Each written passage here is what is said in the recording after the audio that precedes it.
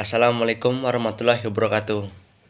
Perkenalkan, nama saya Irfan Fadilah, NPM 22755-162 dari Prodi Akuntansi Perpajakan. Di sini saya akan menjelaskan tentang penyajian laporan keuangan.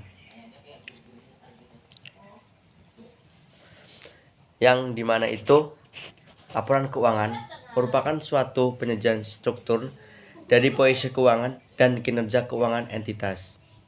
Yang dimana kinerja keuangan ini diwakili oleh laporan laba rugi dan penghasilan komparatif lainnya. Dan posisi keuangan ini diwakili oleh laporan posisi keuangan. Manajemen entitas ini yang bertanggung jawab atas penyusunan dan penyajian laporan keuangan entitas. Dan di mana tujuan laporan keuangan itu adalah memberikan informasi mengenai 1. Laporan keuangan, 2. Kinerja keuangan, dan yang ketiga adalah arus kas entitas. Yang dimana tujuan akhir laporan keuangan yaitu memberikan informasi keuangan, kinerja keuangan, dan arus kas entitas yang digunakan dalam rangka pengambilan keputusan ekonomi untuk manajemen perusahaan. Dan adapun karakteristik laporan keuangan yaitu terbagi menjadi 4.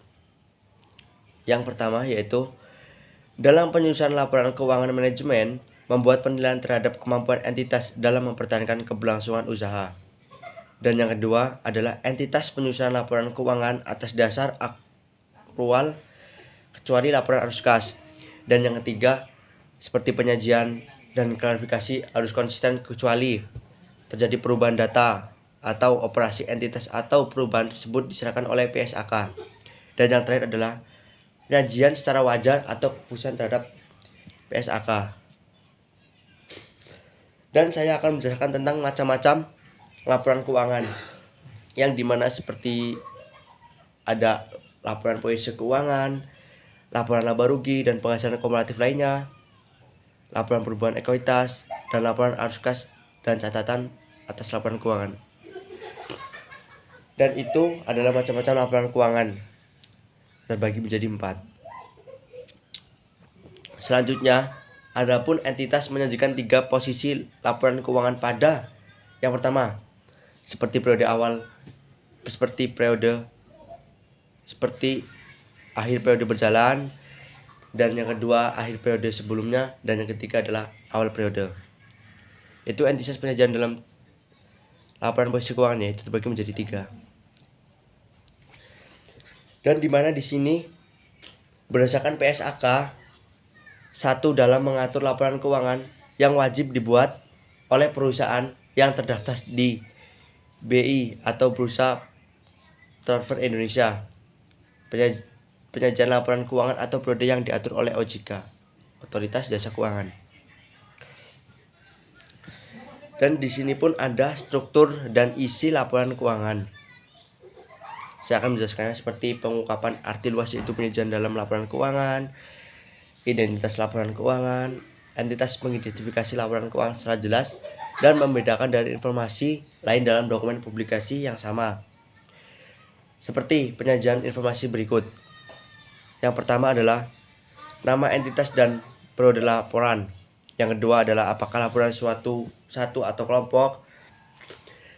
Dan yang ketiga tanggal lahir periode atau periode yang dicakup. Dan yang keempat mata uang pelaporan. Dan yang terakhir adalah pembulatan yang digunakan. Selanjutnya saya akan menjelaskan tentang perubahan kebijakan akuntansi, penyajian kembali, dan retrospektif.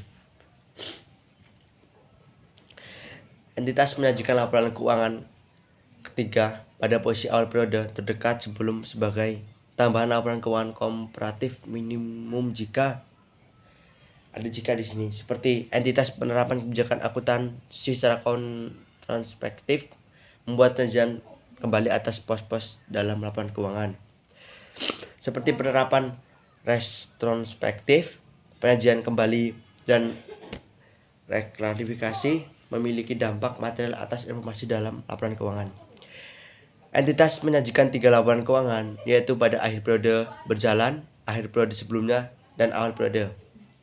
Dan dimana jika entitas berubah penyajian atau penglarifikasian, entitas menggunakan sifat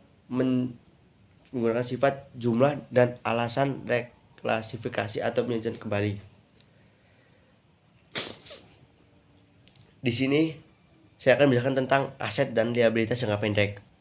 Seperti klarifikasi aset, jika bersangkutan menjual atau menggunakan dalam siklus operasi normal, memiliki aset untuk tujuan perdagangan dan mengharapkan akan merealisasi aset dalam jangka waktu yaitu 12 bulan setelah pelaporan. Yaitu bermaksudnya adalah seperti kita mempunyai tujuan berdagang dalam mengharapkan akan realisasi, tapi dia harus membutuhkan waktu seperti 12 bulan setelah pelaporan. Yang dimana klarifikasi liabilitas jangka pendek, jika memperkirakan akan menyelesaikan liabilitas tersebut dalam siklus operasi normalnya, yaitu memiliki liabilitas untuk tujuan di perdagangan jatuh tempo untuk diselesaikan dalam jangka waktu 12 bulan setelah periode pelaporan. Terima kasih. Itu penjelasan yang saya tahu tentang penyajian laporan keuangan. Jika ada salah, saya mohon maaf. Terima kasih. Saya Irfan Fadilah. Wassalamualaikum warahmatullahi wabarakatuh.